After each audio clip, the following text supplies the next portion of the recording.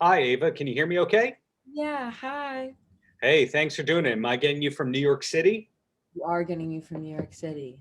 Great. Well, New York to New York. Is your day going fine so far? Yeah, pretty good, yeah. Great. So this week you have a new single coming out on Friday. We How do. long has it been done for? And I asked it because some artists will tell you, oh, it's been done for a year and a half. And I'm just waiting around to see what's going to happen. Yeah, oh gosh, that's a good question. I think it was one of the like first five songs I done with Emil. So it's probably been done since like November. Yeah, Wow. November. Well, you just answered my next question when you just said it was one of the first five done. And Laylo is such a strong artistic statement to kind of start with to go, here's what I do.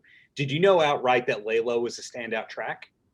Yeah, it's funny though, like it was the second single I had done with Emil. So we wrote the first one. We were like, dude, this is gas. Like, this is so good. And then we were like, okay, like we're on a roll. We'll just like write another one. And then that was Laylo. And then we were like, no, like this is the one. This is the one. And so then, yeah, I put out Laylo. But that's kind of the way that it goes sometimes. Like, when you're just in the zone, you just create something and you're like, oh my gosh, this is so amazing. It's the best feeling in the world when you create something that you're like, this is so me, like Mhm. this is exactly what I want to say. This is me as an artist. It's like it's one of the best feelings ever. Sometimes I could tell listening to a song, how it was written. And I'm listening to Laylo, and I can't tell, was the riff first, or did the riff come when you were like tooling around in the studio and there were chords first? So yeah, it started with like usually how me and Emil work is like he comes in with like four chords and then I just top line over it. And basically Ah, what I do to like get out of my shell is I'll just go straight to the mic and it just sort of stops me from like overthinking or not setting something in stone. It's like writing in pen and instead of pencil, if that right. makes sense.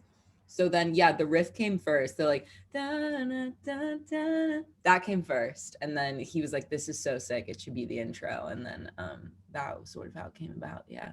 You use the magic word there, top line. I know what that is. Not everybody realizes that there's a difference between the people who write, say, the melody and the hooks versus the chord structure or the basics of the song. Have you always been top line centric as a writer? Yeah, I think like definitely when I've sort of, how do I describe it? Like the more and more sessions I've done, you sort of realize what your strengths and weaknesses are. Mm-hmm. And my strength has always been melody. So that's sort of, I start with humming on every song and then the lyrics come after. So I think like that's my strong suit as an artist and someone who as a collaborator as well. So yeah, I'm melody first and then lyrics second. Yeah. And then going back to your songwriting roots, I know that you attended Interlochen, which Yeah. it's intriguing to me that Interlochen kind of intends to put classical musicians out into the world, yet it spawned a lot of pop and rock artists. What Yeah. was it that made you want to go to Interlochen? Oh my God. I love Michigan. My dad's from Michigan. So I when I was looking at camps, I was very drawn to the fact that it was classical and jazz musicians and everyone. It's also a school, not just a camp. And so I love the idea that everyone there was like extremely theory focused. And then, but I did rock camp there. So I found like the most obscure, we were totally the weirdos on campus. Like no one liked us at all and no one took us seriously. It was very funny. But yeah, I was like, I'd never seen, I guess it was like fulfilling my like camp rock fantasy where I was like, I'm gonna go to rock camp. And then I also did that same summer, I did the songwriting camp, which was amazing. I mean, the musicians that come through Interlochen are, I feel so lucky to just like be a witness to it, let alone collaborate with these people. So Interlochen, I was very drawn to how serious it was, if that makes sense. Like I feel like there are Oh, a yeah. lot of camps that are very like industry driven or just sort of like kids just writing songs, and everyone there was very career driven, very focused. And I really was drawn to that. Yeah. We have an equivalent to that, although like 3 rungs below here on Long Island, New York, called Usedan. And Mariah Carey went there when she was a kid, and Billy Idol's guitar player Steve Stevens went there. And when I went there, oh man, you like rock? Ugh, it kind of Yeah. these camps that it's the weird part where they outcast the people who love music, yet they're the ones who actually wind up going into music. So I guess you can feel a little vindicated that you have a viral single, uh, you're doing it, right?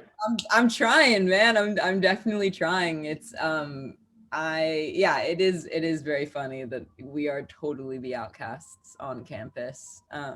But I think that just makes you work harder. I think like I just loved being in the environment, and I'm such a sponge, and so it was it just sort of added to all of the different influences that came into Lay Low and every, single and that I'll put out, Yeah. till the day I die.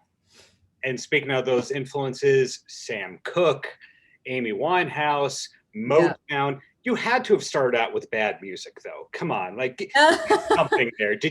Were you originally top 40, and then you heard Amy Winehouse and kind of went back a little bit?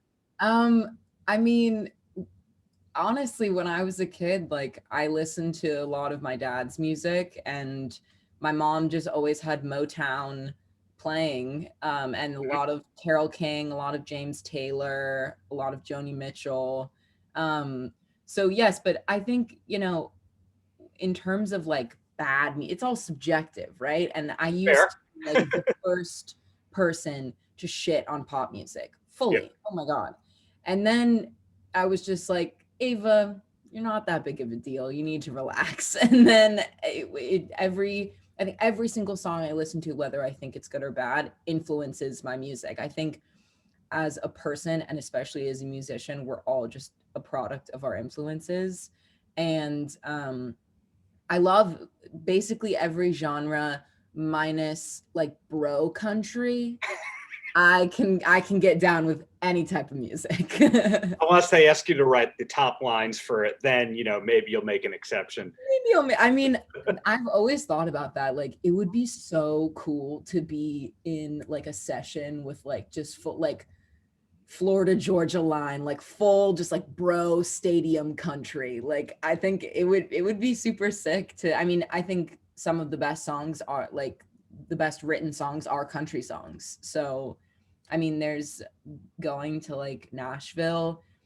The session game there is crazy.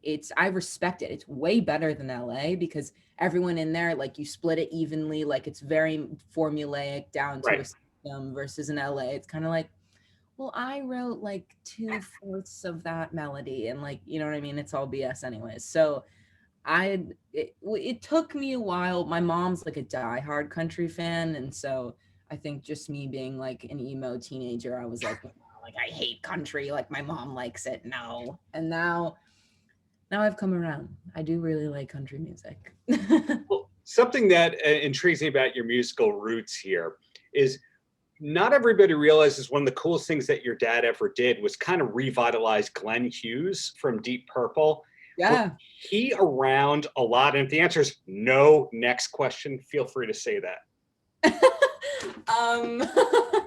I think like the thing, my dad is a great musician and Sure.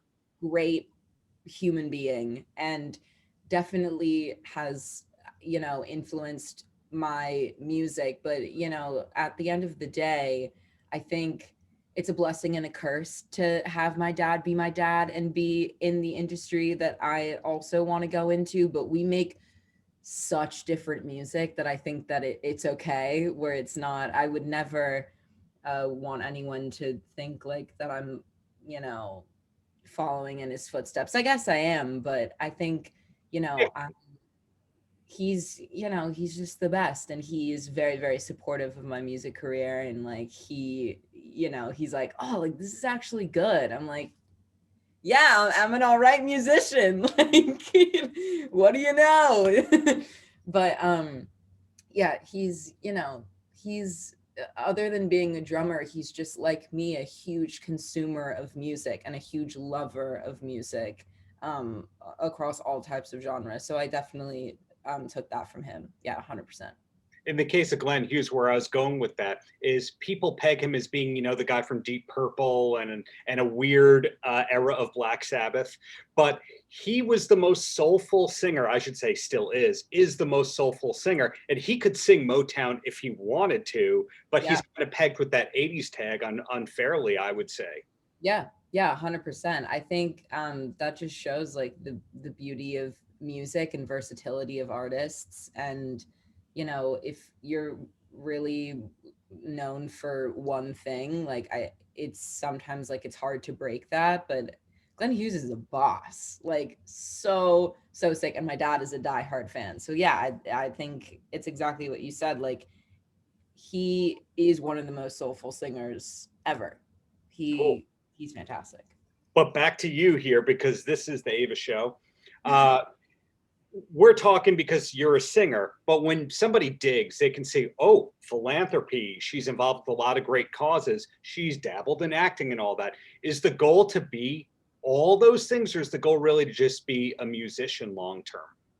I think the goal is to be all of those things 100%. It's just different ways of expressing yourself, which is why like I love acting. I love making music. I love doing makeup. I love like any type of expression. I'm dying to get my hands on. And I think as for the philanthropy, it's a huge crucial part of my life. My mom's a philanthropist, and I had double spine scoliosis surgery in 8th grade.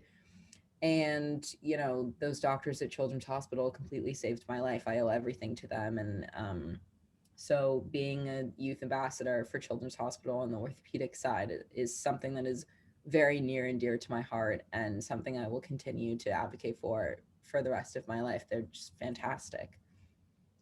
Going back to one of the first things we talked about, you said that was one of the first 5 singles or 5 tracks you did. Are there dozens of songs that you have in various states of completion right now? Oh yes, my my notes are filled. I'm very excited. I'm only 19, and so I think I'm very open in the studio, where I know my sound and I know exactly what I want to say. But also I think like it's just, that's the beauty of music, is you can make whatever you want, and as long as it feels, I think the one thing I'm striving for is just authenticity, and to make sure that it all feels like me. So yeah, I have tons and tons of music, tons to release.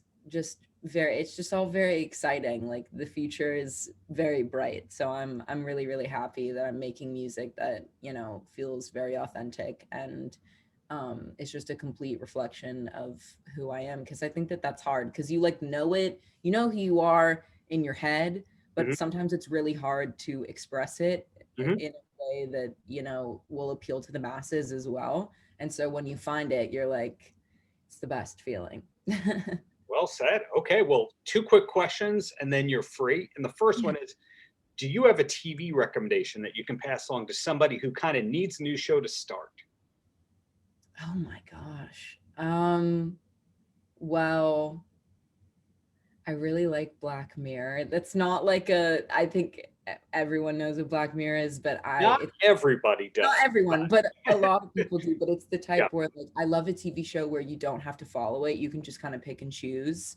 And it's a TV show that I go back to all the time. And then also I just rewatched Fleabag, Phoebe Waller-Bridge. Absolutely fantastic, witty, smart show that I recommend to everyone. It's fantastic.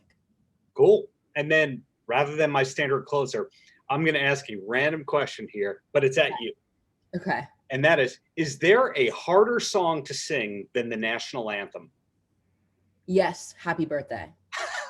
Oh, a high note that you have to do at the. Happy birthday is a 3-octave song. That is insane. There's a reason why people butcher happy birthday. But then, I think the thing about the national anthem is that, like when I did it at the Dodger Stadium, you have like, I had in-ears, and I was playing with an organ, so you don't have to worry about your starting note because you know the key that you're in. Yeah. Just doing it at the Staples Center for the Laker game, it's a cappella. So if you start on the wrong note, you are absolutely screwed. Like there is no going back. And you can hear like a pin drop because everyone's dead quiet. So I think I'm filmed for one of the national anthems at the Laker game where you see me, like I have like a mini piano on my phone. I'm like banging my starting note like all the way up until I get to the middle of the court. And but yeah, it's definitely it's difficult to sing, but I think also because of what it means to people, like it's such an important song. And you just really you don't want to mess it up. But I would say Happy Birthday is the hardest song to sing. That's why people in auditions are like, you cannot sing Happy Birthday. Like you can't sing Happy Birthday. I just thought it's because you can't clear the publishing so easily on Happy Birthday. Oh, well, Yeah. yes, like it's you know, not everyone in the world, including myself, has a 3-octave range, so it can go downhill pretty quickly. Well, on that brighter note, thank you for your time. Looking forward to the new video coming out on Friday, and just keep up the greatness there. Looking forward to seeing everything in the future, which looks bright. Thank you so much. Thank you. Have a great rest of the day. Bye. Paltrocast.